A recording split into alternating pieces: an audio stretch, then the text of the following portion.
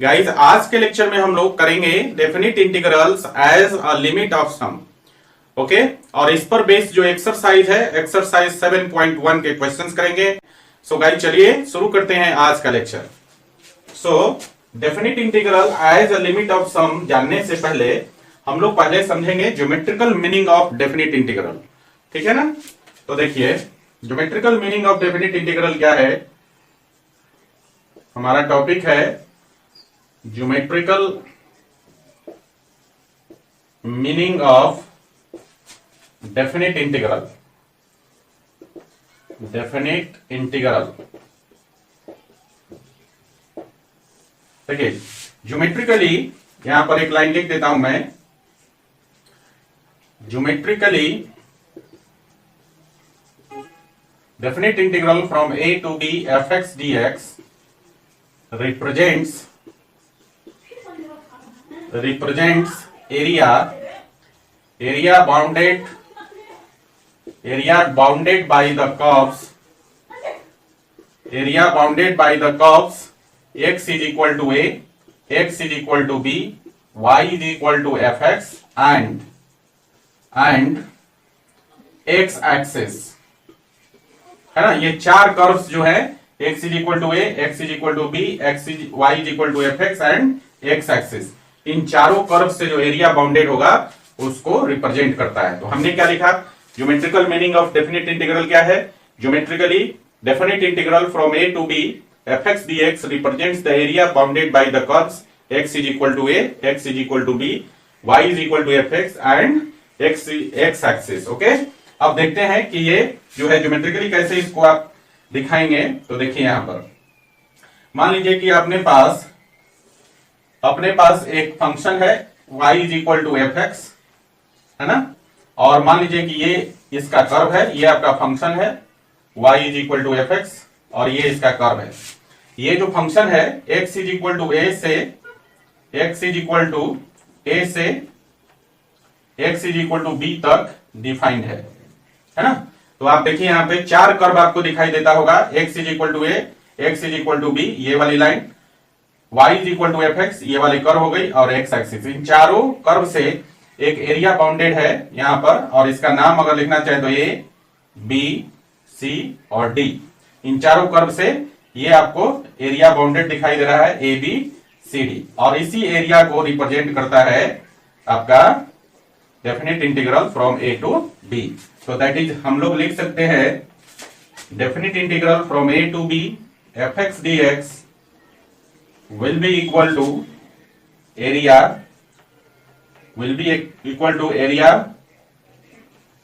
bounded by area of, लिख दीजिए direct, area of figure A5, area of figure ABCD। Clear है? तो ये जो आपके पास फिगर है ABCD, ये जो कलर्ड पार्ट का फिगर है, ये इसका जो एरिया होगा वही जो होगा definite integral from a to b fx dx का मान। क्लियर हो गया? तो ज्योमेट्रिकली क्या करता है, जो डेफिनिट इंटीग्रल होता है वो चार कर्व से बाउंडेड एरिया को रिप्रेजेंट करता है। अगर मान लीजिए डेफिनिट इंटीग्रल है from a to b fx dx, तो ये जो रिप्रेजेंट करेगा एक एरिया को रिप्रेजेंट करेगा, और वो एरिया चार curves x is equal to a, x is equal to b, y is equal to F x and x axis से बाउंडेड एरिया को रिप्रेजेंट करता है। ओके, चलिए, तो ये था आपका geometrical meaning of definite integral. अब हम लोग पढ़ेंगे definite integral as a limit of sum. अगला जो टॉपिक है अपना definite integral as a limit of sum, है ना। तो अभी हमने देखा कि डेफिनिट इंटीग्रल क्या करता है, चार curves x is equal to a, x is equal to b, y is equal to F x और x एक्सिस से बाउंडेड एरिया को रिप्रेजेंट करता है ना। अब इसी एरिया को हम लोग as the limit of sum के रूप में एक्सप्रेस कर सकते हैं, है ना। इसको हम लोग फंडामेंटल, इसको एक्चुअली हम लोग बोलते हैं first principle of definite integral. इसी को दूसरे नाम से भी जानते हैं हम लोग, first first principle of definite integral. Clear है? इसको हम लोग इस नाम से भी जानते हैं, कहीं कहीं ये भी लिखा हुआ है जिस प्रकार से हमने डेरिवेटिव में पढ़ा था, है ना, फर्स्ट प्रिंसिपल ऑफ डिफरेंशिएशन या डिफरेंशिएशन बाय फर्स्ट प्रिंसिपल, उसी प्रकार से जो अभी हम लोग करने जा रहे हैं उसको हम लोग बोलते हैं first principle of definite integral या definite integral by first principal.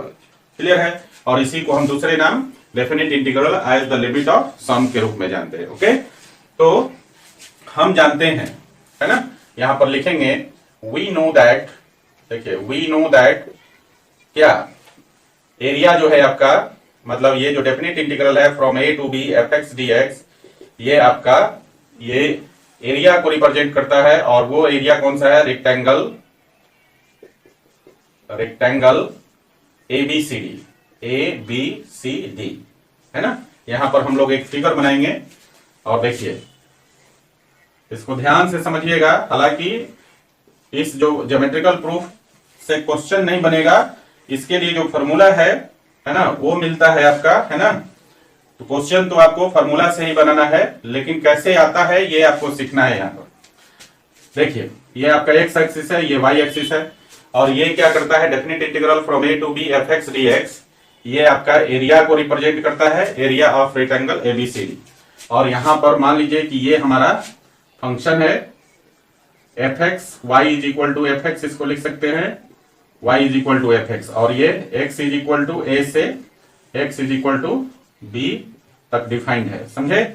और ये इस एरिया को जो है, ये जो एरिया आपको दिखाई दे रहा है x is equal to a, x is equal to b, और ये आपका y is equal to F x और x एक्सिस से, ये जो चार कर्व से जो बाउंडेड एरिया है, इसी को रिप्रेजेंट करता है क्या? Integral from a to b f x d x, है ना।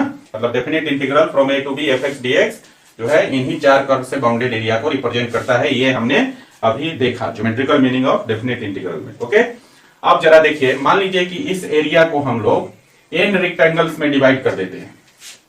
कितने रेक्टेंगल्स में? एन रेक्टेंगल्स में अगर डिवाइड कर दें और सबको जोड़ दें तो भी एरिया तो वही होगा, ए बी सी डी जो रीजन है इसी का एरिया होगा। तो अब हम लोग यहां पर लेट करते हैं कि let divide the area of A B C D. यहां पर रेक्टेंगल का एक फिगर छोटा सा बना लीजिए, बार बार रेक्टेंगल लिखने की जरूरत नहीं पड़ेगी। Area of rectangle A B C D, let divide the area of rectangle A B C D into n rectangles अब एन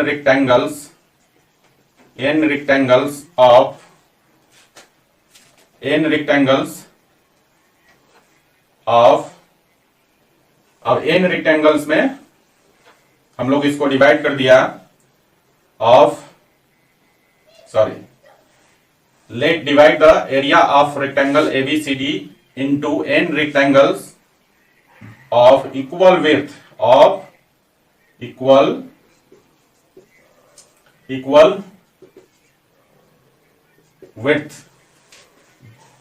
है ना, h, यहां पर इक्वल विड्थ h, ऐसे ब्रैकेट में लिख दीजिए। क्या हमने किया?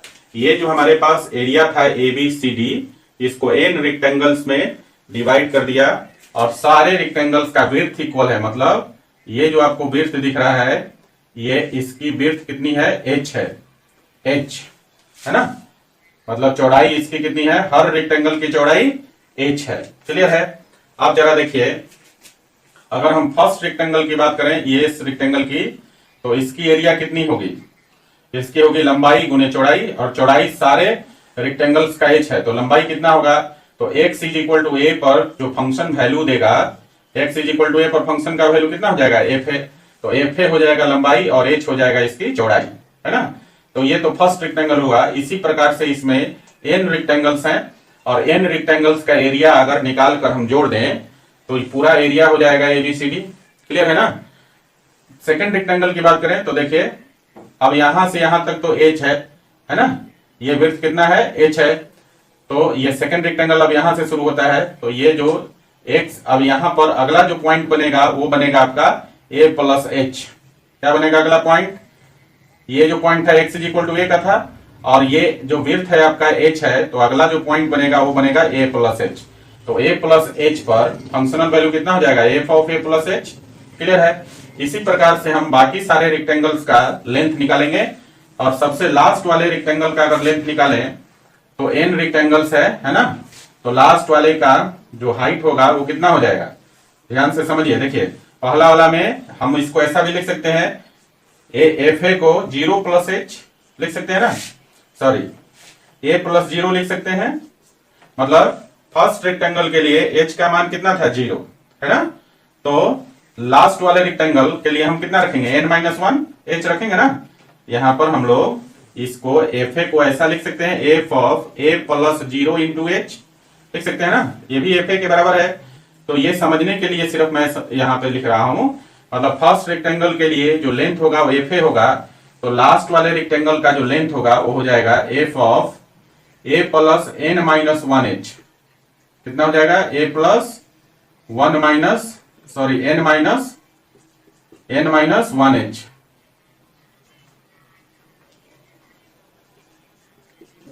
क्लियर है। कितना होगा यहां पर लिख लीजिए, अगर वहां स्पष्ट नहीं दिखाई दे रहा है तो यहां लिख लीजिए बगल में।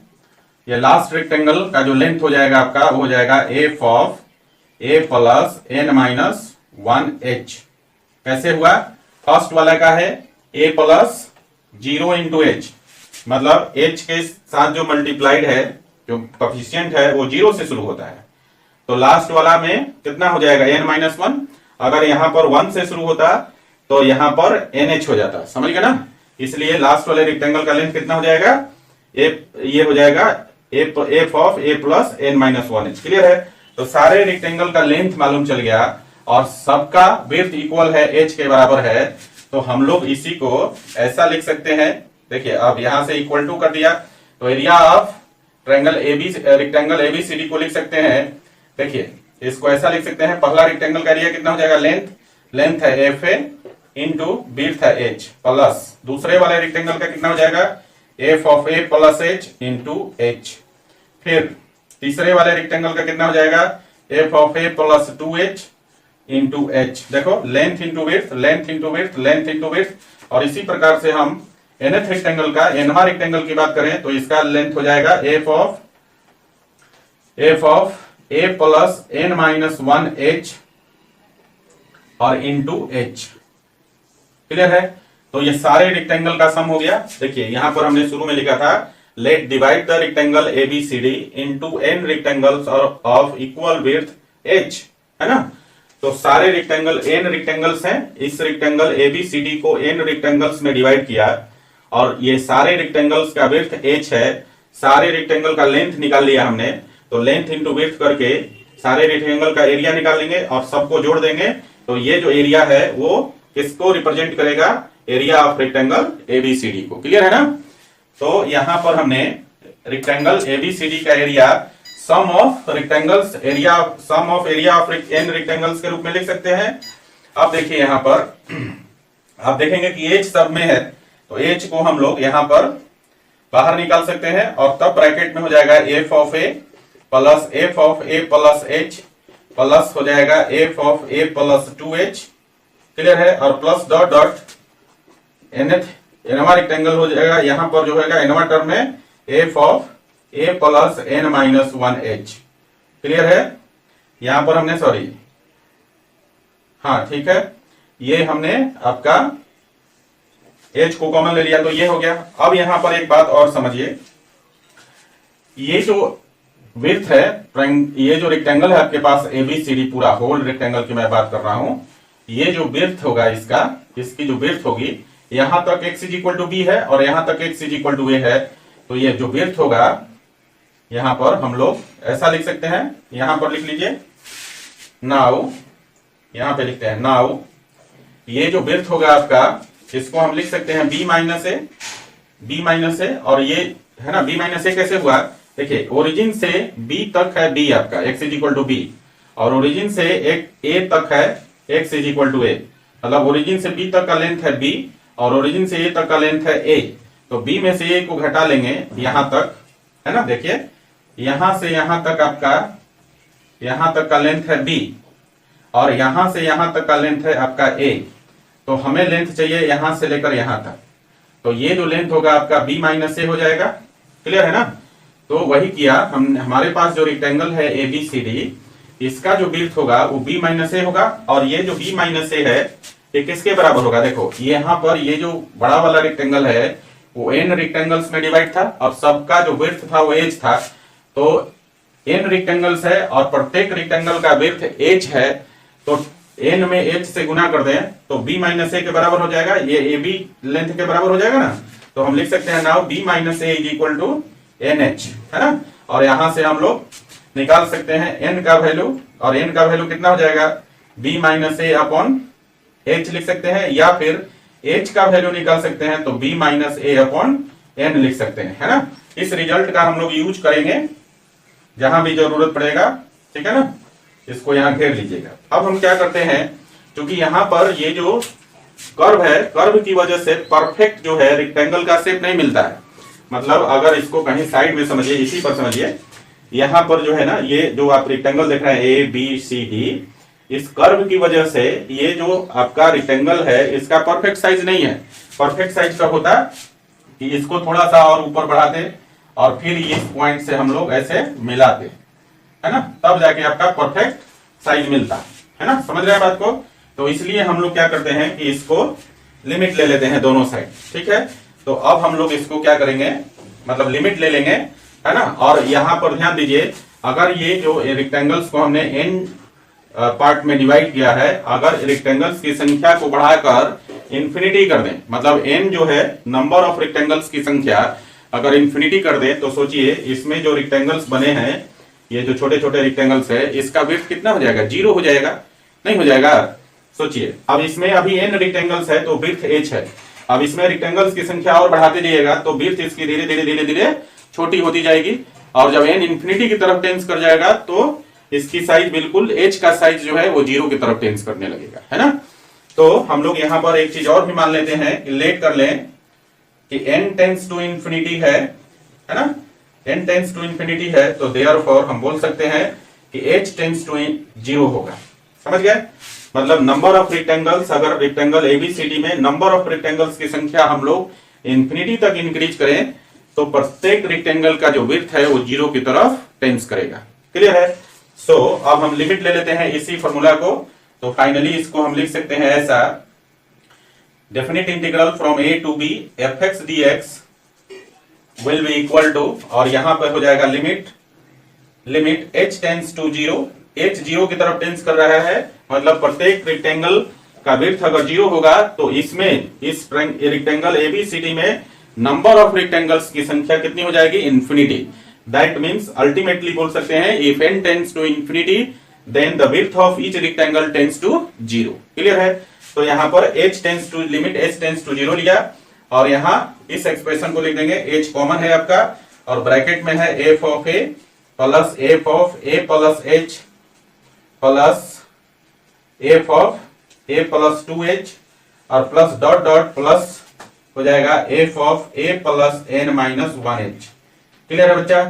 तो ये आपका जो है मिल गया definite integral as the limit of sum का फॉर्मूला। यही फॉर्मूला है ना, definite integral as the limit of sum का फॉर्मूला। इस फॉर्मूला को हमेशा दिमाग में आपको रखना है ना। और इसके साथ ही आपको कुछ सीक्वेंस, कुछ सीरीज का भी यूज होगा इसमें। n नेचुरल नंबर का जो सम होता है उसका वैल्यू कितना होता है, तो आप जानते हैं फर्स्ट n नेचुरल नंबर का सम कितना होता है? n into n plus 1/2। इसी तरह sum of square of first n natural number, है ना। उसी तरह से sum of cube of first n natural numbers. इसी तरह से एपी में सीरीज कैसा होता है, जीपी में सीरीज कैसा होता है। तो ये कुछ सीरीजेज हैं जो आपको ध्यान में रखना होगा जब आप कैलकुलेशन करेंगे। तो ये जो मैं सीरीजेज बोल रहा हूं इनका कहीं ना कहीं यूज होगा आगे, समझे ना।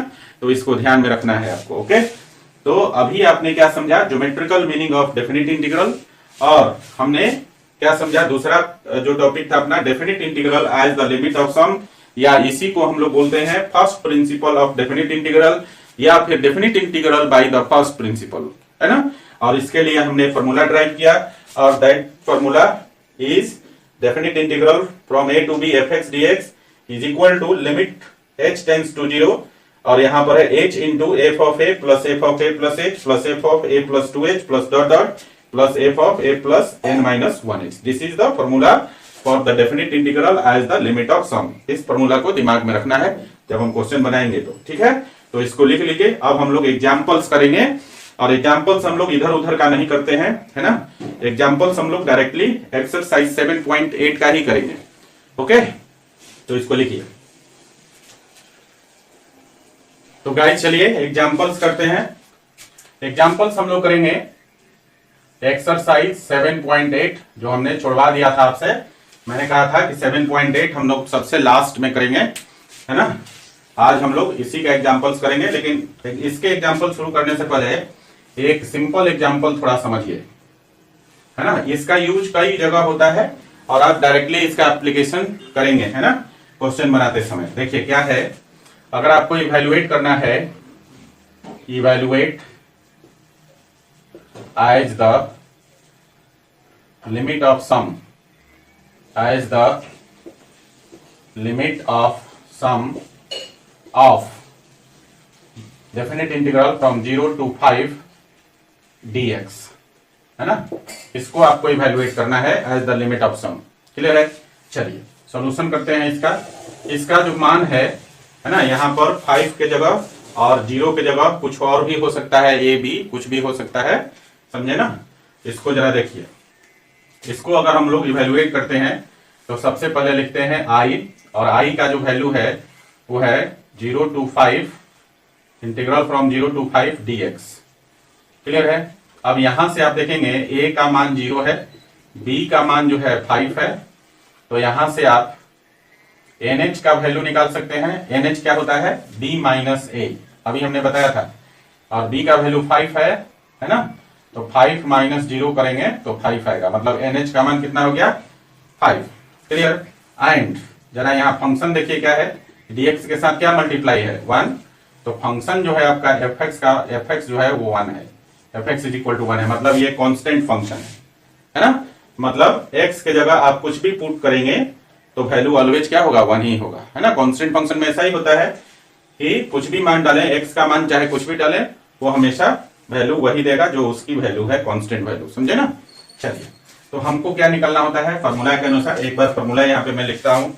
फॉर्मूला होता है definite integral from a to b fx dx is equal to limit h tends to 0 और यहाँ पर h into f of a plus f of a plus h plus f of a plus 2h plus dot dot plus f of a plus n minus 1h। यही formula होता है अपना, है ना।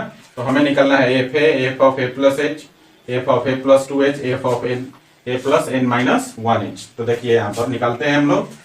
तो यहां से हम लोग एफ ए निकालें तो हमने क्या कहा, x के जगह कुछ भी पुट करेंगे मान कितना देगा, 1 ही देगा, है ना। तो एफ ए का वैल्यू भी 1 होगा, F of a plus h का मान भी 1 ही होगा, F of a plus 2h का मान भी 1 ही होगा, और इसी तरह से F of a plus n minus 1h का मान भी 1 ही होगा। चूंकि कांस्टेंट फंक्शन है तो x के जगह आप कुछ भी डालेंगे सबका वैल्यू 1 ही होगा। क्लियर है ना। अब हम लोग फॉर्मूला से इसको लिख सकते हैं ऐसा। नाउ क्या हो जाएगा, यहां पे लिखते हैं, यही लिख लेते हैं नाउ। अब हम लोग लिख सकते हैं therefore definite integral from 0 to 5 और dx को ऐसा लिख सकते हैं, यहाँ पर लिमिट h टेंस टू 0 और यहाँ पर h इंटू, और यहाँ देखिए फॉर्मूला क्या है, फॉर्मूला है आपका F A plus f of a plus h plus f of a plus 2h और plus dot dot plus f of a plus n minus 1h, ऐसा लिखेंगे फॉर्मूला के अनुसार। अब यहाँ पे मान रख दीजिए जरा। तो मान रखेंगे तो कितना हो जाएगा, देखिए जब मान रखेंगे तो इसका वैल्यू हो जाएगा आपका लिमिट h टेंस टू 0 और यहाँ पर h इंटू, और ब्रैकेट में कितना हो जाएगा, एफ ए से लेकर F of n minus 1 a plus n minus 1h तक सबका वैल्यू 1 ही है। तो ये जगह 1 plus 1 plus 1 plus dot dot plus यहाँ पे हो जाएगा 1, n टाइम्स है, n रेक्टेंगल्स था तो n हो जाएगा ये, है ना। यहां से यहां तक कितना होगा, 1 1 n टाइम्स होगा। क्लियर है बच्चा। तो कितना हो जाएगा, लिमिट h टेंस टू 0 और ये हो जाएगा h इंटू, और ये कितना हो जाएगा 1 1 n टाइम्स ऐड करोगे तो n हो जाएगा, मतलब आप लिख सकते हो लिमिट h टेंस टू 0 और nh हो जाएगा ये nh। क्लियर है? और nh का मान कितना क्या निकाले थे हम लोग, यहाँ पर देखिए nh का वैल्यू कितना निकाला था 5, तो ये हो गया आपका लिमिट h टेंस टू 0 5, और 5 चूंकि n और h दोनों से इंडिपेंडेंट है तो फाइनल वैल्यू कितना हो जाएगा 5, and this is the value of this is the answer of this question. समझ गए? और ये वैल्यू किसका है, definite integral from 0 to 5 dx का। क्लियर है ना? और ये कैसे हमने निकाला, इसको निकाला as the limit of sum. Clear है ना? चलिए इसको जरा लिखिए, फिर आगे हम लोग एग्जाम्पल करेंगे 7.8 का। देखिए तो बच्चों चलिए एग्जाम्पल करते हैं एक्सरसाइज 7.8 का, और इसमें हम लोग सबसे पहला ही क्वेश्चन ले लेते हैं, और क्वेश्चन नंबर 1 है आपका इवेल्युएट करना है। यहां पर देखिए डेफिनेट इंटीग्रल है from a to b fx dx, sorry x dx, इसका मान निकालना है आपको। और कैसे निकालना है, एज द लिमिट ऑफ सम। आपको जब भी लिख दिया लिमिट ऑफ सम करके इवेल्युएट करना है डेफिनेट इंटीग्रल, तो आप जो है इसका जो फॉर्मूला है और जो प्रोसेस है उसी के अनुसार करेंगे। ऐसा नहीं कि जो डेफिनेट इंटीग्रल आप पढ़े इससे पहले 2-3 लेक्चर्स में उस तरह से करेंगे। जहां लिखा हुआ रहेगा एज द लिमिट ऑफ सम, समझ जाइए कि इसको फर्स्ट प्रिंसिपल से करना है। क्लियर है ना?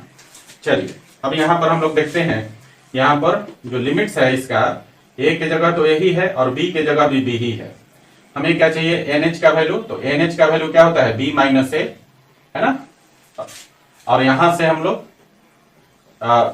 nh का वैल्यू निकाल लिया, यहां पर b माइनस a, है ना? और यहां पर आपका fx का मान कितना है, फंक्शन क्या है वो आपका x है, तो fx is equal to x है।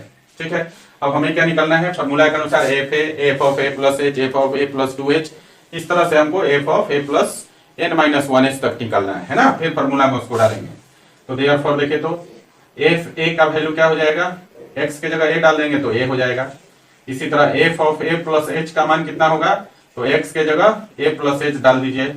इसी प्रकार से f of a plus 2h कितना होगा, फंक्शन में x के जगह a प्लस 2h डाल दीजिए तो a प्लस 2h हो जाएगा। और इसी तरह आगे बढ़ेंगे तो f of a plus n minus 1h का वैल्यू कितना हो जाएगा बच्चा, x के जगह a plus n minus 1h डाल दीजिए तो ये हो गया a plus n minus 1h। Clear है? अब ये सारे वैल्यू निकल गए। सो गाइस अब हम लोग फॉर्मूला यूज करेंगे, तो देयरफॉर लिखेंगे definite integral from a to b x dx is equal to limit h tends to 0 और h इनटू क्या होगा, f a plus f of a plus h plus f of a plus 2h plus dot dot करके आगे लिखना है plus f of a plus n minus 1h। ठीक है, ये आपका फॉर्मूला है। अब हम लोग यहाँ पर सबका मान डाल देंगे यहाँ से। इसको आप चाहे तो 3 मान सकते हैं, इक्वेशन 3, और इक्वेशन 3 में सारे वैल्यू हमने निकाले हैं, f of a plus h, f of a plus 2h, f of a plus n minus 1h। तो यहाँ डाल देते हैं तो ये हो जाएगा लिमिट h टेंस टू 0 और इंटू यहाँ पर है h इंटू ब्रैकेट के अंदर f a का मान a है, फिर f of a plus h का मान a प्लस h है ना? फिर f of a plus 2h का मान है a प्लस 2h, और फिर plus dot dot plus f of n minus 1h का वैल्यू है a plus n minus 1h का वैल्यू है a plus n minus 1h, ये वैल्यू है आपका। क्लियर है? ये सारा वैल्यू हमने यहाँ पुट कर दिया। अब देखिए जरा यहाँ पर आप ध्यान देंगे, ये टोटल नंबर ऑफ टर्म्स कितने होंगे, n टर्म्स होंगे, है ना? क्योंकि n रेक्टेंगल्स का सम है तो इसके अंदर ये जो ब्रैकेट के अंदर जो नंबर ऑफ टर्म्स है वो टोटल कितने होंगे, n टर्म्स होंगे। तो आप देखेंगे कि हर ब्रैकेट में हर टर्म्स में a प्रेजेंट है, a है फर्स्ट टर्म में, फिर दूसरे टर्म में a प्लस h है, फिर तीसरे टर्म में a प्लस 2h है, फिर इसी तरह nth टर्म में कितना है, a है ना? तो आप देख रहे हैं कि हर टर्म में a है, तो हम इसको जब जोड़ेंगे a को n टाइम्स जोड़ेंगे तो n a हो जाएगा। तो इसी को हम लोग ऐसा लिख सकते हैं लिमिट h टेंस टू 0 और h इंटू ब्रैकेट के अंदर a को n टाइम्स जोड़ेंगे तो n a हो जाएगा, और प्लस यहाँ पर देखिए अब है h को देखिए h प्लस फिर 2h है, प्लस इसी तरह डॉट डॉट कितना है, n माइनस 1h है। यहाँ समझिए ये है h वाला टर्म सेकेंड टर्म से शुरू होता है और n माइनस nth टर्म तक जाता है। तो ये हो गया h 2h से लेकर n-1h तक। क्लियर है? अब इसमें से h को आप बाहर निकाल सकते हैं। तो देखिए कितना हो जाएगा, लिमिट h टेंड्स टू 0 और ये हो गया h इंटू na और प्लस यहाँ पर h बाहर निकाल देंगे तो यहाँ हो जाएगा 1 + 2 + 3, इस तरह से आगे बढ़ेगा और प्लस डॉट डॉट कहां तक जाएगा, n-1 तक जाएगा। ये क्लियर है बच्चा? अब देखिए यहाँ पर ये जो ब्रैकेट में आपको दिख रहा है ये सीरीज हो गया। किसका सीरीज हो गया? फर्स्ट n-1 नेचुरल नंबर का सम हो गया।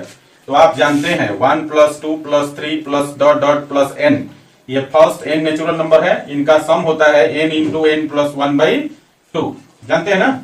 तो इसी प्रकार से 1 + 2 + 3 + dot dot plus first n-1 natural number का सम करेंगे तो n के जगह ये जो फॉर्मूला है इसमें n के जगह n-1 डाल दीजिए तो कितना हो जाएगा, n-1 और यहाँ पर हो जाएगा n के जगह n-1 और +1, n-1 n के जगह हो गया और +1 पहले से है अपॉन 2, तो यहाँ पर आपका +-1 कैंसिल हो जाएगा तो फाइनली आएगा n × n-1/2। तो हम लोग बोल सकते हैं या लिख सकते हैं फर्स्ट n-1 नेचुरल नंबर का सम जो होगा वो होगा n × n-1/2। तो आगे बढ़ाते हैं इसको, तो ये हो जाएगा लिमिट h टेंड्स टू 0, है ना, लिमिट h टेंड्स टू 0 और h इंटू ब्रैकेट में na और प्लस हो जाएगा h और इसका वैल्यू हो गया n × n-1/2। क्लियर है? अब इसको मिटा देते हैं, बात समझ में आ गई होगी आपकी। चलिए आगे बढ़ते हैं। अब इसको जो है हम ऐसा करते हैं, इस h को भी अंदर लाते हैं तो यहां हो जाएगा लिमिट h टेंड्स टू 0 और ये जब अंदर आ जाएगा तो यहां पर हो जाएगा NHA हो गया, Na में गुना करेंगे इससे तो NHA हो गया और प्लस यहां पर हो जाएगा आपका h² और n-1/2, ऐसा लिख सकते हैं। अब ये h² को भी अंदर ले जाते हैं, ठीक है? तो देखिए कितना हो जाएगा आपका, लिमिट h टेंड्स टू 0 और यहां पर हो गया n, या ऐसे लिख दीजिए a × nh और प्लस यहां पर इसको अंदर n से गुना करेंगे तो हो जाएगा n² और माइनस हो जाएगा आपका, माइनस कितना हो जाएगा बच्चा, माइनस हो जाएगा आपका,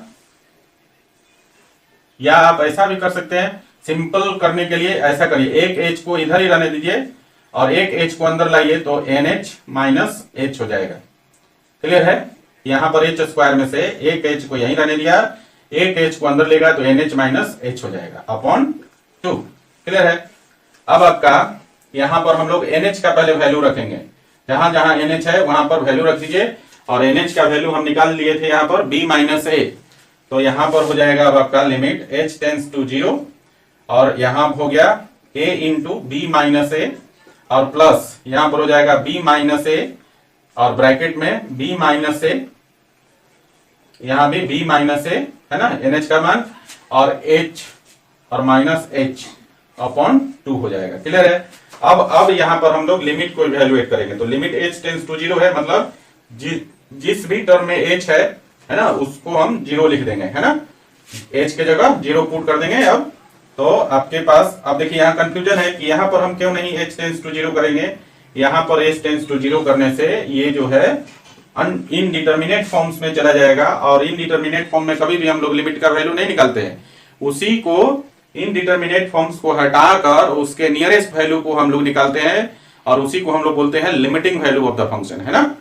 तो इसीलिए हमने यहाँ पर जो हमारे पास है उसका मान रख दिया है ना, NH का मान रख के इसका इनडिटर्मिनेट फॉर्म हटा दिया और अब हम लोग h का वैल्यू डायरेक्टली 0 डाल देंगे। तो देखिए कितना मिलेगा आपको, लिमिट h टेंड्स टू 0 हो गया और यहाँ पर हो जाएगा a × b - a और प्लस यहाँ पर h 0 हो जाएगा तो b - a और b - a मिलकर हो जाएगा b - a का होल स्क्वायर अपॉन 2। ठीक है? अब इसका भी कैलकुलेशन कर देंगे और यहाँ लिमिट अब खत्म हो जाएगा, समझे ना, जब h का वैल्यू डाल देंगे तो लिमिट आपका खत्म हो गया, लिमिट खत्म हो गया। अब इसका वैल्यूएशन करना है तो एलसीएम कितना हो जाएगा 2, तो 2a b - a और प्लस हो जाएगा b - a का होल स्क्वायर, है ना। आप चाहे तो b - a कॉमन भी ले सकते हैं यहां से और अंदर बच जाएगा 2a और प्लस हो जाएगा b - a अपॉन 2, देख सकते हैं। 2a में से a घटा देंगे तो आपका हो जाएगा a, तो इधर हो जाएगा a + b, मतलब अब कितना बच गया आपके पास, इधर है b - a और यहां पर देखो 2a में से a घटाएंगे तो प्लस a होगा, तो b प्लस a हो जाएगा। क्लियर है? अपॉन 2, और ये हो गया a plus b into a minus b, मतलब a square minus b square, मतलब हो गया b square minus a square. यहाँ उल्टा है, a प्लस बी की जगह b प्लस a है और a माइनस बी की जगह b माइनस a है, तो इसको हम लिख सकते हैं b square minus a square upon 2। And this is the answer of this question number 1। समझ गए? तो किस प्रकार हम लोग लिमिट एज द सम को यूज करके किस प्रकार से हम लोग डेफिनेट इंटीग्रल को इवेलुएट करते हैं, ये आप अच्छी तरह समझ गए। समझ गए? अब हम लोग, ये तो थोड़ा सिंपल था, अब धीरे धीरे हम लोग इसका जो है कॉम्प्लिकेशन बढ़ाएंगे, है ना? तभी आप सीखेंगे ना। अब अगला क्वेश्चन करते हैं, फिर उसके आगे के क्वेश्चंस करेंगे, तो धीरे धीरे कॉम्प्लिकेशन बढ़ेगा, तो और ज्यादा समझ में आएगा कि कहां पर हम लोग किस प्रकार से यूज करेंगे या कैसे हम लोग इसका as the limit of sum का एप्लीकेशन करेंगे। ओके, चलिए इसको लिखिए जरा। तो गाइस अगला क्वेश्चन लेते हैं हम लोग, क्वेश्चन नंबर 3 करेंगे, लेकिन उससे पहले 2 को समझ लीजिए। क्वेश्चन नंबर जो 2 है एक्सरसाइज 7.1 का, यहां आपको इवेलुएट करना है 0 to 5x प्लस 1 dx, है ना? देखिए इसको हम 2 पार्ट में तोड़ सकते हैं। इसको डायरेक्टली हम लोग अगर यहां से सॉल्व करें, इसको समझ लीजिए, fx का मान दिया हुआ है x प्लस 1, a का वैल्यू 0 और b का वैल्यू 5। समझ गए? तो डायरेक्टली हम लोग जैसा क्वेश्चन नंबर 1 किया उसी प्रकार से इसको कर सकते हैं। ठीक है? अगर इसको और थोड़ा सा आसानी से करना हो तो हम लोग इसको ये डायरेक्ट प्रोसेस ना करके हम लोग इसको तोड़ सकते हैं। यहाँ 0 to 5x प्लस 1 dx को हम लोग लिख सकते हैं 0 to 5x dx, और प्लस यहाँ पे लिख सकते हैं 0 to 5 dx, है ना? तो ये पोर्शन हम बिगिनिंग में ही करवा चुके हैं। 0 to 5 dx का मान क्या होगा, और आपने देखा इसका वैल्यू 5 आया था, तो हम डायरेक्टली इसका वैल्यू लिख सकते हैं, या जैसा किया उस प्रकार से कर सकते हैं। और क्वेश्चन नंबर 1 में था यहाँ a to b x dx, है ना?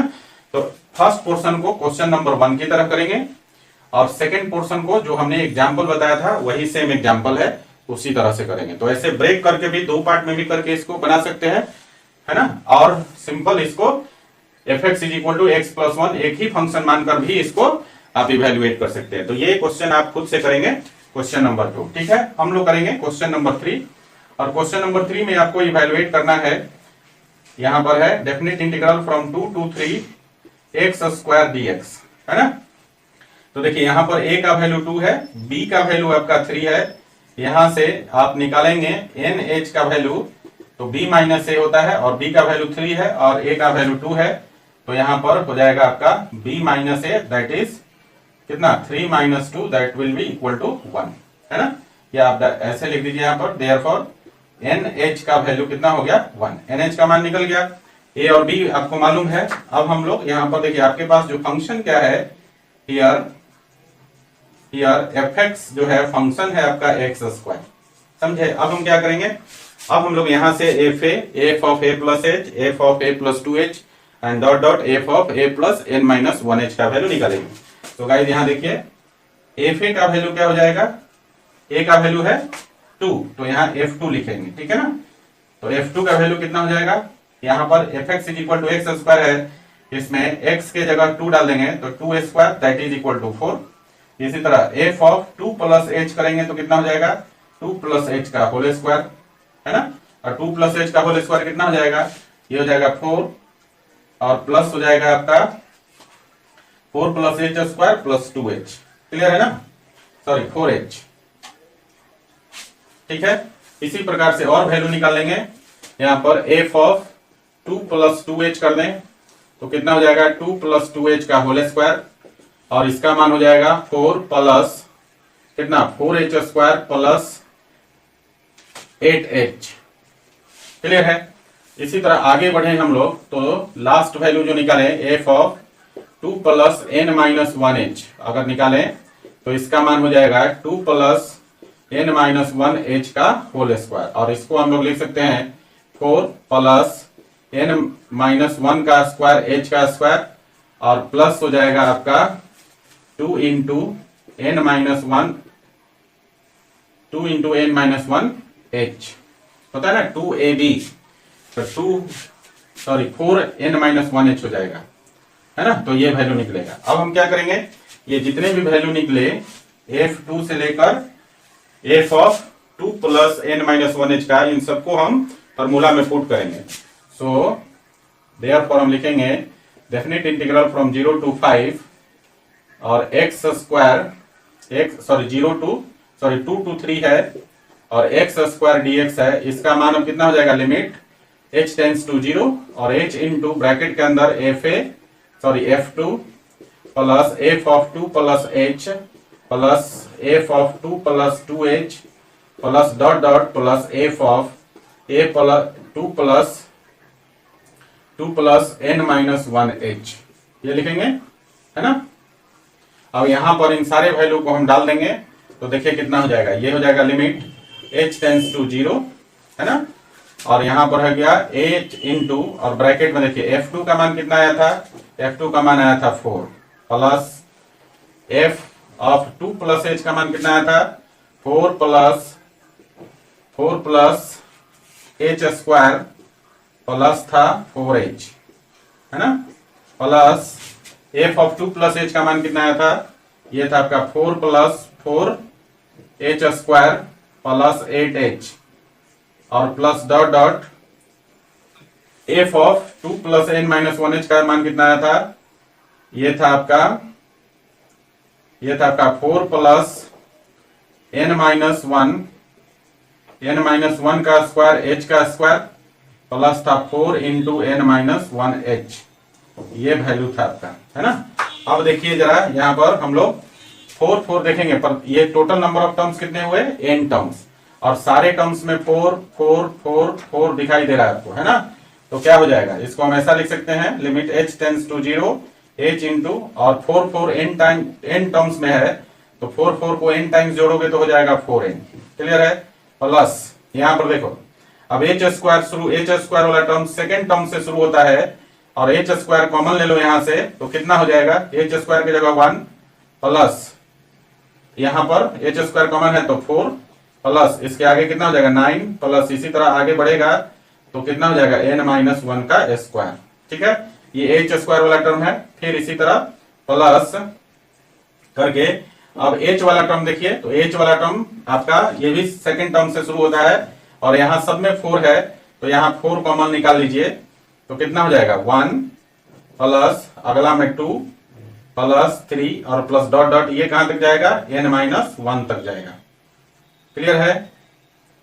यहां भी ब्रैकेट थोड़ा ये वाला लगा दीजिए, ठीक है, और ये बंद हो गया। अब आप देखेंगे यहां पर आप देखेंगे कि ये h स्क्वायर के साथ जो सीरीज है ये आप देखेंगे ये है sum of square of 1 square plus 2 square plus 3 square plus dot dot plus n minus 1 का स्क्वायर, ये है आपका। देखो 1 को 1 का स्क्वायर लिख सकते हैं, 4 को 2 का स्क्वायर लिख सकते हैं, 9 को 3 का स्क्वायर लिख सकते हैं और यहाँ लास्ट में n माइनस 1 का स्क्वायर है ही आपका, है ना। तो ये हो गया, यहां से यहां तक को हम क्या बोल सकते हैं, sum of square of first n minus 1 natural numbers, है ना। मतलब n minus 1 first n minus 1 natural number के स्क्वायर का सम। और आपको मालूम है कि फर्स्ट n नेचुरल नंबर के स्क्वायर का सम होता है n into n plus 1 into 2n plus 1/6, ये फॉर्मूला होता है। ये किसका वैल्यू होता है 1 square plus 2 square plus 3 square plus dot dot plus n square, first n natural number के स्क्वायर का सम का।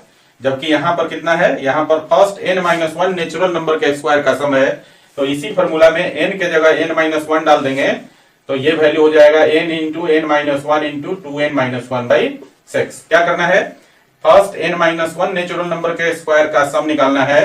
तो फर्स्ट n नेचुरल नंबर के स्क्वायर के सम का जो फॉर्मूला है इसमें n के जगह n माइनस 1 अगर डाल देंगे तो आपका first n minus 1 natural number के स्क्वायर का सम मिल जाएगा, ठीक है। तो ये तो मिल गया आपका 1 से लेकर n माइनस 1 के स्क्वायर का सम हो गया, क्लियर है, नेचुरल नंबर के स्क्वायर का सम। अब यहां पर आप देखिए इस ब्रैकेट में आप देख रहे हैं कि ये first n minus 1 natural number का सम है, यहाँ स्क्वायर का सम नहीं है। और इसके लिए हमने पिछले क्वेश्चन में निकाला था 1 plus 2 plus 3 plus dot dot plus n minus 1 को हमने निकाला कितना n इंटू n माइनस 1/2, है ना।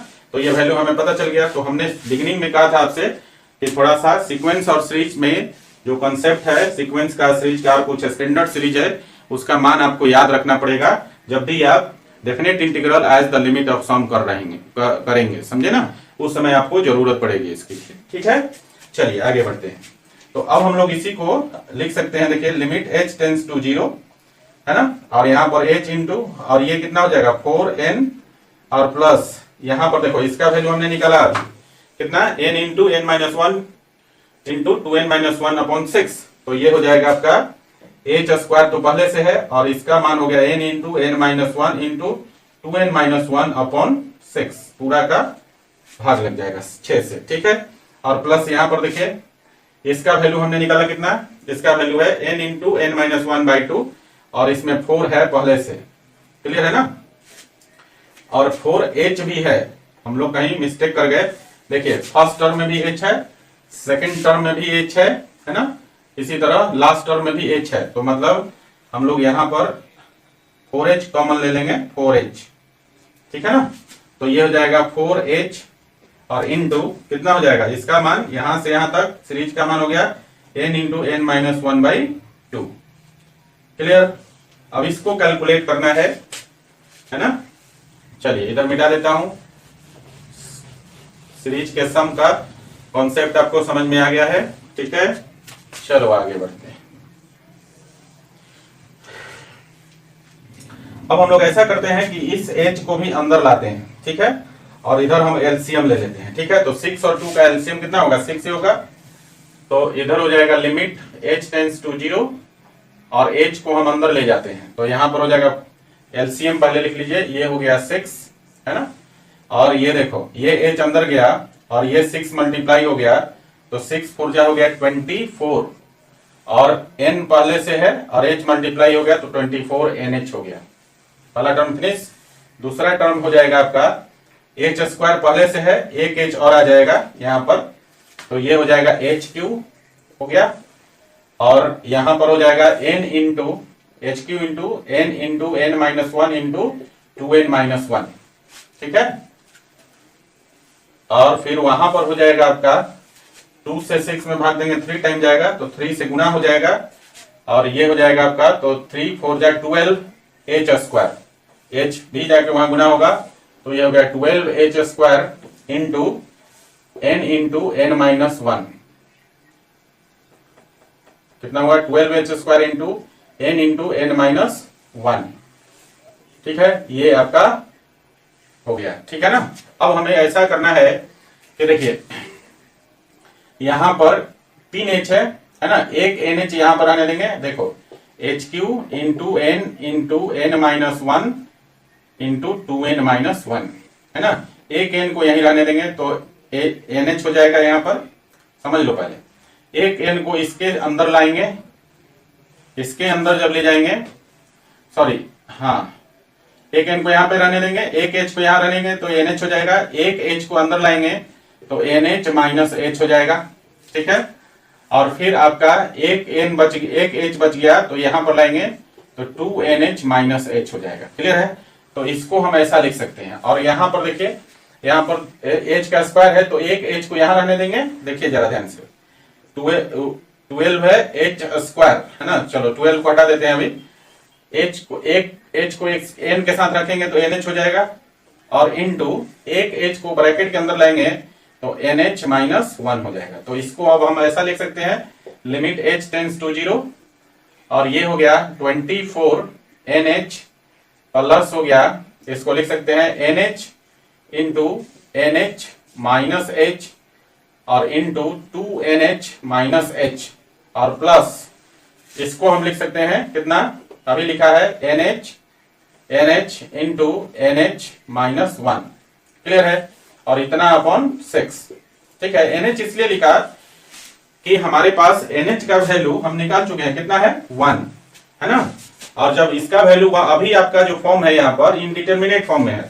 जब nh का मान रख दीजिएगा तो डिटरमिनेट फॉर्म में आ जाएगा, है ना, और तब आपका जो है इनडिटरमिनेट फॉर्म खत्म होते ही हम क्या करते हैं, डायरेक्ट सब्स्टिट्यूशन मेथड अप्लाई करते हैं, तब हम डायरेक्ट h का वैल्यू 0 डाल देंगे तो हमें वैल्यू मिल जाएगा, क्लियर है बच्चा। तो देखिए कितना हो जाएगा, ये हो गया लिमिट h टेंड्स टू 0, और जहां जहां nh है वहां पर हम 1 डाल देंगे, ठीक है ना।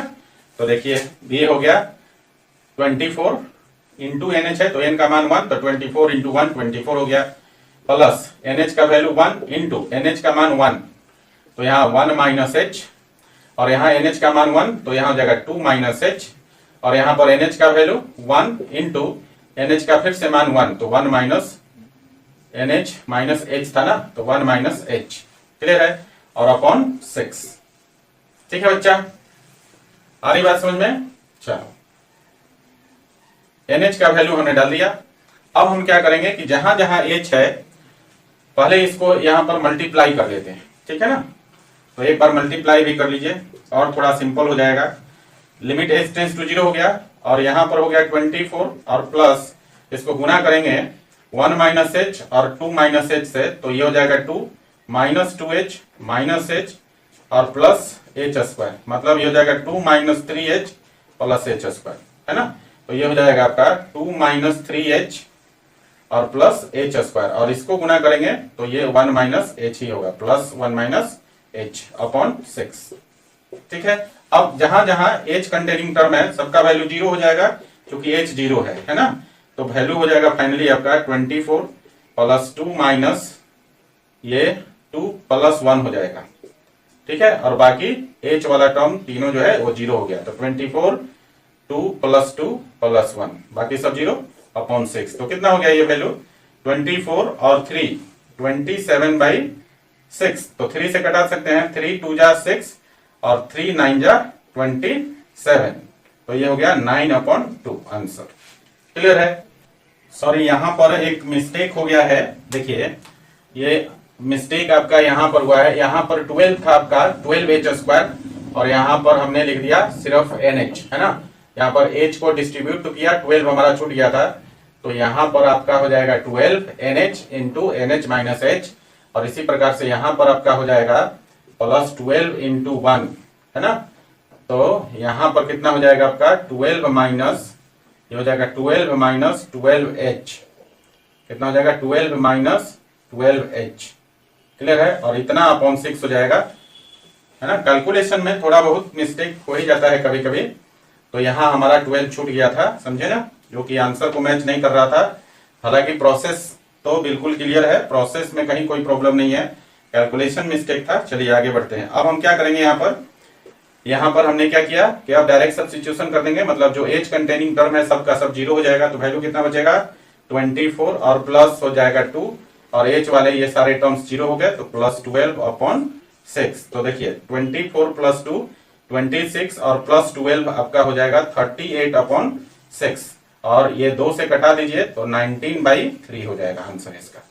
क्लियर है ना, और इसे जो है आप चेक भी कर सकते हैं, और चेक करने का तरीका क्या है, देखिए यहाँ पर चेक कर सकते हैं। चेक करने का तरीका है एक्स स्क्वायर का जब आप निकालते हैं इंटीग्रल, तो x³ 3 होता है, और फिर लिमिट है 2 से 3, तो आप डाल देंगे यहाँ पर लिमिट 3 का क्यूब माइनस 2 का क्यूब अपॉन 3, तो कितना हो जाएगा, देखिए ये वैल्यू मिलेगा 3 का क्यूब होता है 27, और माइनस हो गया आपका 2 का क्यूब 8, तो 19/3 ये आंसर हो जाएगा। तो आप चेक भी कर सकते हैं कि जो बनाए हैं वो सही है कि नहीं, और चेक कैसे करेंगे, जैसे आपने डेफिनेट इंटीग्रल किया है ना, उस तरह से आप इसको करके तुरंत चेक कर सकते हैं।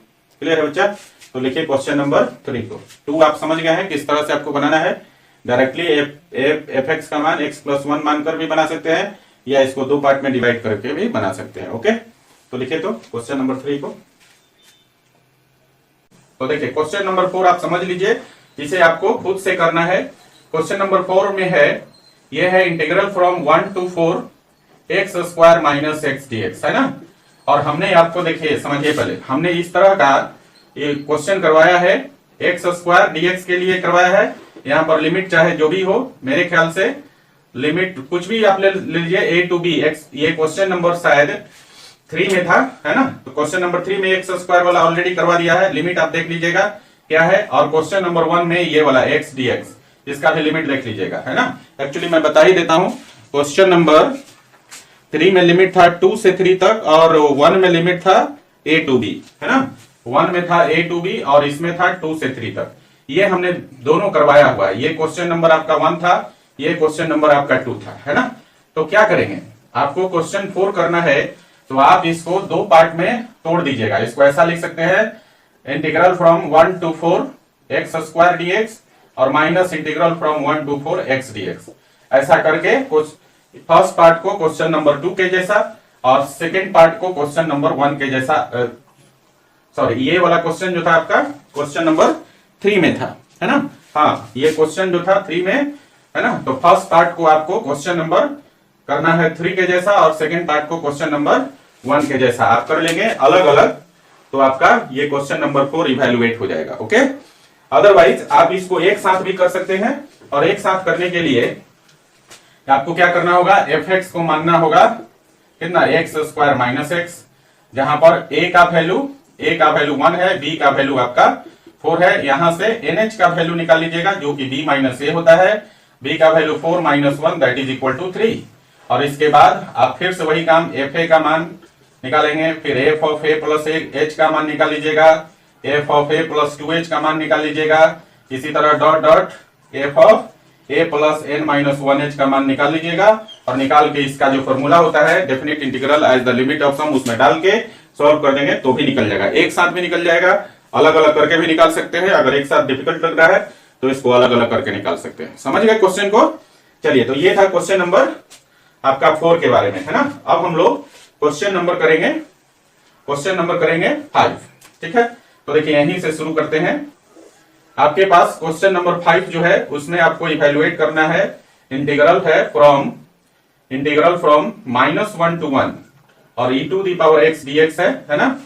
तो देखिए यहां पर क्या है, a का वैल्यू -1 और b का वैल्यू 1 है, तो यहां से आप nh का वैल्यू निकाल सकते हैं और nh का वैल्यू होता है b minus a, that means की 1 माइनस -1 और ये वैल्यू आपका 2 हो जाएगा, माइनस माइनस प्लस हो जाएगा। तो nh का वैल्यू हो गया और यहां से आपका जो fx है, जो फंक्शन है वो आपका दिया हुआ है e to the power x, है ना। तो यहां से हम लोग यहां निकालते हैं ना f ऑफ a, और f ऑफ a का मतलब है कि इस फंक्शन में x के जगह a डाल दीजिए तो हो जाएगा e to the power a। इसी तरह f of a plus h निकाल लीजिए तो यहां पर हो जाएगा e to the power a plus h। Clear, आगे भी देख लीजिए जरा और निकाल लीजिए f of a plus 2h, तो यहां हो जाएगा e to the power a plus 2h। और इसी प्रकार से आप लास्ट टर्म निकाल लीजिए f of a plus n minus 1h, तो ये हो जाएगा e to the power a plus n minus 1h, है ना। और इन सबको उठा के definite integral as the limit of sum में आपको डाल देना है। क्लियर है। सो नाउ यहां लिखिएगा, नाउ क्या, definite integral from -1 to 1 e to the power x dx is equal to, इसको हम लोग लिखेंगे limit h tends to 0 h into bracket के अंदर f of a plus f of a plus h plus f of a plus 2h plus dot dot f of a plus n minus 1h। Clear है। अब सबका value डाल दीजिए तो कितना हो जाएगा, देखिए ये हो गया limit h tends to 0 h into और ब्रैकेट में f a का वैल्यू है e to the power a plus f of a plus h का वैल्यू है e to the power a plus h plus f of a plus 2h का value है e to the power a plus 2h plus dot dot plus f of a plus n minus 1h का value है e to the power a plus n minus 1h, है ना। ये रख दिया। अब जरा देखिए इसको हम लोग थोड़ा सा और सिंप्लीफाई करेंगे तो इसको लिख सकते हैं लिमिट h टेंड्स टू 0 और यहां हो गया e to the power a plus e to the power a into e to the power h plus e to the power a into e to the power 2h plus dot dot यहां पर हो जाएगा a to the power a into e to the power a into e to the power n minus 1h। ऐसा आप लिख सकते हैं इसको। तो आप देखेंगे कि प्रत्येक टर्म में e to the power a जो है आपका कॉमन है ना। अब एक चीज यहां पर हमने छोड़ दिया है, गलती किया है, और वो गलती किया है a का वैल्यू -1 है तो यहां पर हम लोग -1 डाल देंगे, e टू दी पावर -1, यहां पर e to the power -1 plus h, यहां पर e to the power -1 plus 2h, यहां पर -1 प्लस n माइनस 1h, है ना। तो सब जगह डाल दीजिएगा ये वैल्यू, ठीक है। e टू दी पावर -1, यहां पर -1 प्लस h, -1 प्लस 2h और यहां पर -1 प्लस n माइनस 1h, ठीक है।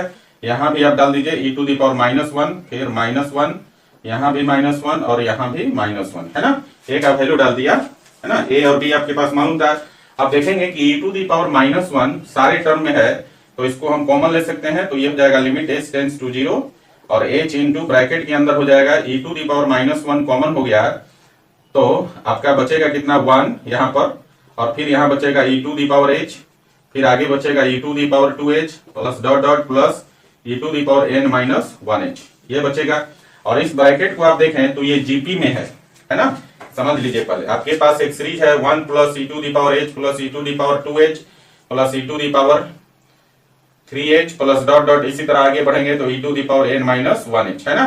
तो ये जीपी में है, जिसका फर्स्ट टर्म जो है 1 है और common ratio e to the power h है। देखिए 1 में e to the power h से गुना करेंगे तो e to the power h हो जाएगा, फिर e to the power h में e to the power h से गुना करेंगे तो e to the power 2h हो जाएगा, इसी तरह e to the power 2h में e to the power h से गुना करेंगे तो e to the power 3h हो जाएगा, और सिमिलरली लास्ट टर्म हो जाएगा e to the power n minus 1h। मतलब n टर्म का सम है जीपी का, और जीपी के n टर्म्स का सम होता है Sn is equal to a into R to the power n minus 1 upon r minus 1, ये फॉर्मूला होता है। तो इस फॉर्मूला के अनुसार ये जो ब्रैकेट वाला सीरीज है जीपी में, इसको लिख सकते हैं। तो अब आगे हम लिखेंगे लिमिट h टेंड्स टू 0 और h इंटू देखो e to the power minus 1 और इंटू इसके लिए फर्स्ट टर्म a, और a का वैल्यू कितना है 1 into r to the power n, r कितना है e to the power h, तो ब्रैकेट में हो जाएगा e to the power h minus 1 और डिवाइडेड बाई कितना हो जाएगा e to the power h to the power n। मतलब आप लिख सकते हैं यहां पर, देखिए e to the r to the power n है तो e to the power h है r का वैल्यू, तो r to the power n को हम लिख सकते हैं e to the power h के पावर n, मतलब e to the power n h लिख सकते हैं। तो यहाँ ब्रैकेट में हो जाएगा e to the power n h minus 1 upon हो जाएगा e to the power h minus 1, ये हो गया आपका। क्लियर है? चलिए आगे बढ़ते हैं। जीपी को आप समझ गए कि जीपी में ये सीरीज था ब्रैकेट के अंदर, इसको मिटा देता हूं और इसको आगे हम फर्दर कैलकुलेट कर लेंगे। देखिए अब क्या हो जाएगा, यहां पर इक्वल टू है लिमिट h टेंड्स टू 0 और h इंटू ब्रैकेट के अंदर है e to the power minus 1 को 1 बाई e लिख सकते हैं, और 1 में इसमें गुना करेंगे तो कोई फर्क नहीं पड़ेगा, ब्रैकेट में हो गया e to the power nh minus 1 upon e to the power h minus 1, ऐसा लिख सकते हैं। अब देखिए इस h को उठा के इसके नीचे रखेंगे हम, ठीक है ना। तो देखिए तो यहाँ और NH का वैल्यू हम लोग निकाल चुके हैं, NH का वैल्यू कितना है 2, तो यहाँ पर NH का वैल्यू भी लिख देंगे। तो ये हो जाएगा लिमिट h टेंड्स टू 0 और h को उठा के यहाँ लाना है, तो यहाँ पर हो गया 1 बाई e इंटू ऊपर में e to the power 2 minus 1 हो जाएगा, NH का वैल्यू डाल दिया, और ये इस यहाँ पर लिखेंगे हम लोग e to the power h minus 1 upon h, ठीक है। अब इस लिमिट को ले आकर हम यहाँ पर लाएंगे, क्योंकि h कंटेनिंग टर्म आपका नीचे वाला डिनोमिनेटर ही है, तो इस लिमिट को यहाँ पर लाएंगे, बाकी को हम बाहर निकाल देंगे। तो बाकी कितना हो जाएगा e to the power 2 minus 1 by e, ठीक है, और इंटू 1 बाई, और लिमिट लगा दीजिए यहाँ पर लिमिट h टेंड्स टू 0 और ये हो गया e to the power h minus 1 upon h, है ना। तो लिमिट में हमने एक फॉर्मूला पढ़ा है, और फॉर्मूला क्या है बच्चा, लिमिट में फॉर्मूला है limit x tends to 0 e to the power x minus 1 upon x का जो वैल्यू होता है 1 होता है ना। इस फॉर्मूला को अगर आप इससे कंपेयर करेंगे तो ज्यादा डिफरेंस नहीं है, x के जगह h है, तो इसका मान भी कितना हो जाएगा 1, तो मतलब ये हो गया e to the power 2 minus 1 upon e into 1 by 1 ऊपर में 1 नीचे की वैल्यू 1 हो गया, तो इसको फाइनली लिख सकते हैं e square minus 1 upon e, और इसको डिस्ट्रीब्यूट कर दीजिए डिनोमिनेटर को, तो इसको लिख सकते हैं e square upon e minus 1 upon e, तो e से एक कट जाएगा तो बच गया कितना, बच गया e माइनस 1 अपॉन e, और this is the answer of the question number 5। Clear है? ये आपका क्वेश्चन नंबर 5 का आंसर हो गया। क्लियर ना? तो इस प्रकार से हम लोग definite integral as the limit of sum को इवेलुएट करते हैं, मतलब डेफिनेट इंटीग्रल को as the limit of sum का फॉर्मूला लगाकर इस प्रकार से इवेलुएट करते हैं। ओके, तो 4 और 5 दो क्लियर हो गया, एक क्वेश्चन और बच गया है, क्वेश्चन नंबर 6। ठीक है, पहले इसको आप लिख लीजिए, फिर हम लोग 6 का इवेल्युएशन करेंगे। ओके, लिखिए। तो गाइज अगला क्वेश्चन है क्वेश्चन नंबर 6, और क्वेश्चन नंबर 6 में आपको इवेल्युएट करना है इंटीग्रल फ्रॉम 0 to 4, और यह है x plus e to the power 2x dx। इसे आपको इवेल्युएट करना है। देखिए इसको दो पार्ट में करके भी हम इवेल्युएट कर सकते हैं, जैसा कि हमने पीछे क्वेश्चन नंबर इसके लिए क्वेश्चन नंबर 4 के लिए बताया। इसी प्रकार से इसको भी आप दो पार्ट में कर सकते हैं, integral from 0 to 4x dx और plus integral from 0 to 4 e to the power 2x dx, है ना। ये जो फर्स्ट पार्ट है इसका, ये आपका क्वेश्चन नंबर 1 जैसा है, बन जाएगा। और ये जो सेकंड पार्ट है आपका, ये आपका क्वेश्चन नंबर 5 के जैसा बन जाएगा, जैसा कि अभी हमने क्वेश्चन नंबर 5 को बनाया। अंतर सिर्फ कितना है, e to the power x था, यहाँ e to the power x है, 2x है, तो ये कोई मैटर नहीं करता है ना। क्वेश्चन बनाना मतलब आप सीख गए हैं e to the power x जो है ना, इस तरह के क्वेश्चन को, है ना, क्वेश्चन नंबर 5 में। तो आप इसको दोनों को अलग अलग करके भी बना सकते हैं, है ना, और एक साथ भी बना सकते हैं। दोनों में अंतर कितना है, जब आप दोनों को अलग अलग करके बनाते हैं, मतलब 2 पार्ट में करके बनाते हैं, तो कैलकुलेशन थोड़ा सा आपका लंबा हो जाता है ना। लेकिन कॉम्प्लिकेशन की बात करें तो यहाँ पर कॉम्प्लिकेशन बिल्कुल 0 हो जाता है ना, मतलब गलती होने की संभावना लगभग समाप्त हो जाती है। और जब आप एक साथ बनाते हैं तो कॉम्प्लिकेशन का जो लेवल है वो थोड़ा बड़ा हो जाता है ना, मतलब यहाँ पर आपका मिस्टेक होने की संभावना थोड़ा बढ़ जाता है। और मिस्टेक इन द सेंस की क्वेश्चन आप गलत नहीं बनाइएगा, लेकिन इसमें कैलकुलेशन बहुत ज्यादा मात्रा में होता है, तो कैलकुलेशन करने में कहीं प्लस माइनस छूट गया तो उसमें, या फिर कोई नंबर छूट गया कैलकुलेट करने में, तो आपका रिजल्ट जो है थोड़ा गलत आ सकता है, समझे ना। हम लोग यहाँ पर क्वेश्चन नंबर 6 को एक साथ बनाएंगे, है ना। चलिए शुरू करते हैं इसको। तो यहाँ पर देखिए a का वैल्यू यहाँ पर कितना है 0 और b का वैल्यू कितना है 4, तो यहां से हम nh निकाल सकते हैं और nh का वैल्यू कितना हो जाएगा b माइनस a, और b का वैल्यू 4, a का वैल्यू 0, तो यहाँ पर nh का मान कितना हो जाएगा 4। एंड जो आपके पास फंक्शन है fx वो है x plus e to the power 2x, ये आपका फंक्शन है। अब हम लोग f0 प्लस h, फिर f0 plus 2h, f0 plus 3h, ऐसे करके f of 0 plus n minus 1h का वैल्यू निकालेंगे, है ना। सो गाइस यहां से लिखते हैं f ऑफ 0, तो f ऑफ 0 करेंगे तो कितना हो जाएगा, fx में x के जगह 0 डाल दीजिए, तो यह हो जाएगा 0 plus e to the power 2 into 0, that is कितना हो जाएगा 1, है ना। 0 तो 0 हो गया और e टू दी पावर 0 का मतलब 1 हो गया, क्लियर। इसी तरह f 0 प्लस h करेंगे तो ये इसमें डाल दीजिए, x के जगह 0 प्लस h, तो ये हो जाएगा 0 प्लस h और plus e to the power 2 into 0 plus h, और इसको कैलकुलेट करेंगे तो ये हो जाएगा आपका h plus e to the power 2h, ठीक है। इसी तरह f ऑफ 0 प्लस 2h, तो क्या करेंगे, ये जो फंक्शन है इसमें x की जगह 0 प्लस 2h डाल दीजिए, तो ये हो जाएगा 0 प्लस 2h और प्लस हो जाएगा e to the power 2 into 0 plus 2h, तो यहाँ कैलकुलेशन हो जाएगा 2h plus e to the power 4h हो जाएगा। और इसी प्रकार से आप आगे के वैल्यूज भी निकाल सकते हैं। हम लास्ट टर्म निकालते हैं f of 0 plus n minus 1h, है ना, तो ये कितना हो जाएगा 0 प्लस n माइनस 1h, है ना, और प्लस कितना हो जाएगा e to the power 2 into 0 plus n minus 1h, ऐसा लिखेंगे। तो देखिए कितना हो जाएगा कैलकुलेशन, यहाँ पर हो जाएगा n माइनस 1h और प्लस यहाँ हो जाएगा e to the power 2 into n minus 1h, ये हो जाएगा। अब इन सारे वैल्यूज को उठाकर definite integral as the limit of sum का जो फॉर्मूला है उसमें हम डाल देंगे। तो गाइस यहाँ पर देयरफॉर हम लिख सकते हैं डेफिनेट इंटीग्रल फ्रॉम 0 टू 4, और फंक्शन है आपका x plus e to the power 2x dx, इसका मान अब हम लोग लिख सकते हैं लिमिट h टेंस टू 0, और यहाँ पर h इंटू ब्रैकेट में क्या हो जाएगा f0 plus f of 0 plus h plus f of 0 plus 2h, और प्लस हो जाएगा dot dot f of 0 plus n minus 1h, है ना, ये आपका हो जाएगा। अब यहाँ पर सारा वैल्यू हम डाल देंगे। ये जो फॉर्मूला है वो है definite integral as the limit of sum का फॉर्मूला है। तो अब वैल्यू डालते हैं यहाँ पर, तो देखिए कितना हो जाएगा।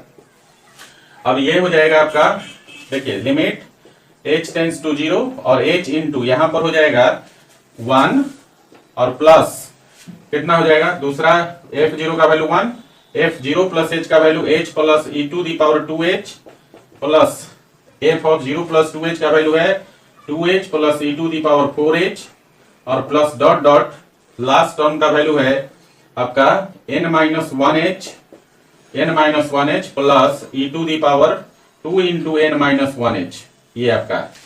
अब देखो 1 तो 1 हो गया, सेकेंड टर्म से हम लोग सीरीज बनाएंगे। तो देखिए ध्यान से, ये हो जाएगा limit h tends to 0 h into, और यहां पर हो जाएगा 1 प्लस, देखो एक पहला टर्म, देखो हर टर्म का पहला term h 2h n minus 1h, तो इस तरह से चलेगा h plus 2h plus 3h plus dot dot plus हो जाएगा n माइनस 1h, है ना। ये आपका फर्स्ट सीरीज बना। दूसरा सीरीज में क्या बनेगा, दूसरा सीरीज बनेगा e to the power 2h plus e to the power 4h plus e to the power 6h plus dot dot plus e to the power 2 into n minus 1h। ये आपका second series बनेगा। Clear है बच्चा? चलो अब क्या करेंगे, first series में सब में h है बाहर निकाल देंगे और सेकंड सीरीज में सब में e to the power 2h है उसको बाहर निकाल देंगे। तो ये हो जाएगा limit h tends to 0 h into, और यहां पर हो गया 1 प्लस, और यहां से h बाहर निकाल दीजिए तो बचेगा कितना, ये बचेगा आपका 1 plus 2 plus 3 plus dot dot plus n minus 1, ये बचेगा।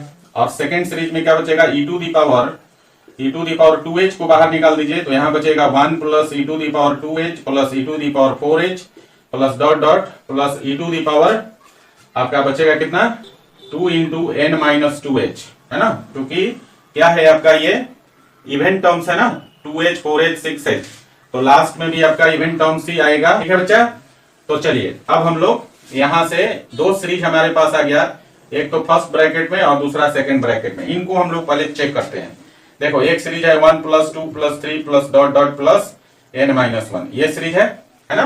तो हम लोग यहाँ पर हमने पढ़ा है कि first n minus 1 natural number का सम कितना होता है, n इंटू n माइनस 1/2।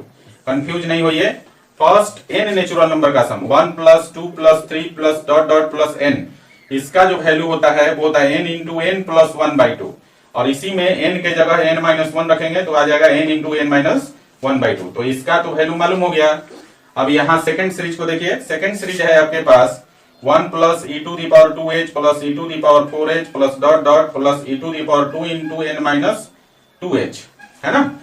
तो आप यहां से देखेंगे कि ये आपका जो सीरीज है ये जीपी में चला जाता है, ज्योमेट्रिक प्रोग्रेशन में, और इसमें जो फर्स्ट टर्म है इसका a है, a का वैल्यू 1 है, और जो कॉमन रेशियो r है वो e to the power 2h है। क्लियर है? e to the power 2h है ना, 1 में e to the power 2h से गुना करेंगे तो e to the power 2h आएगा, फिर e to the power 2h से इसमें सेकंड टर्म में गुना करेंगे तो e to the power 4h हो जाएगा, इसी तरह लास्ट टर्म आपको मिलेगा। तो यहां पर हम लोग सेकंड वाले सीरीज के लिए जीपी के n टर्म्स का n माइनस 1 टर्म्स का सम लिखेंगे, और यहां पर हम 1 प्लस 2 प्लस 3 से लेकर n माइनस 1 के लिए first n minus 1 natural number का सम लिखेंगे। ओके, चलिए थोड़ा सा आगे बढ़ते हैं इसमें, तो आप बाकी बातें समझ गए। तो ये हो जाएगा लिमिट h टेंड्स टू 0 और h इंटू यहां पर हो जाएगा 1 प्लस, और यहां देखिए कितना हो जाएगा h, और इसका वैल्यू हो गया n into n minus 1, n into n minus 1/2, ये फर्स्ट का कैलकुलेशन हो गया। यहाँ e to the power 2h है तो ये तो बाहर ही है, और इसका जो सम हो जाएगा अब हो जाएगा जीपी के अनुसार 1 इंटू, और e टू दी पावर हो जाएगा 2 into n minus 1h minus 1 upon हो जाएगा e to the power 2h minus 1। समझ गए? ये जीपी के n माइनस 1 टर्म्स का सम हो गया, और यहाँ पर first n minus 1 natural number का सम हो गया। अब इसको कैलकुलेट कर लेंगे हम लोग, समझे? तो क्या करेंगे, पहला काम तो ऐसा करते हैं कि इस h को अंदर लाते हैं, इस h को अंदर ले आएंगे, तो ये आपका फर्स्ट टर्म, सेकंड टर्म और थर्ड टर्म जो है तीनों में मल्टीप्लाई हो जाएगा। तो देखिए इसको ऐसा लिख सकते हैं, लिमिट h टेंड्स टू 0, और यहाँ पर h में 1 से गुना करेंगे तो h हो जाएगा, और प्लस यहाँ गुना करेंगे तो h स्क्वायर हो जाएगा। तो एक h को यहीं रहने देंगे, और ये जो अंदर ला रहे हैं इसको इसके अंदर ले जाएंगे तो कितना हो जाएगा, ये हो जाएगा nh into nh minus h हो जाएगा, है ना। इसमें h से गुना करेंगे n माइनस 1 में तो nh माइनस h हो जाएगा, और अपॉन 2 हो जाएगा। और यहाँ पर देखिए प्लस, यहाँ देखिए e to the power 2h है ना, और यहाँ पर h गुना करेंगे तो इंटू h, और इंटू ये हो जाएगा ऊपर में e to the power 2 into n minus 1h minus 1 upon ये हो जाएगा e to the power 2h minus 1। Clear है? अब इस h को उठा के इसके नीचे रखेंगे तो डिवीजन में चला जाएगा, है ना। तो एक लाइन और लिखिए, लिमिट h टेंड्स टू 0, और यहां पर हम लोग एक काम करते हैं, है ना, nh को यहां भी जो है ना इस ब्रैकेट को ओपन कर देंगे इस स्टेप में, है ना। तो देखिए ये हो गया h प्लस nh इंटू हो जाएगा nh माइनस h अपॉन 2, ठीक है, और प्लस हो गया आपका e to the power 2h, और ये h नीचे चला जाएगा, और इस ब्रैकेट में लिखेंगे e to the power 2nh minus 2h, ठीक है, और माइनस 1, और नीचे हो जाएगा अब आपका e to the power 2h minus 1 upon h। Clear?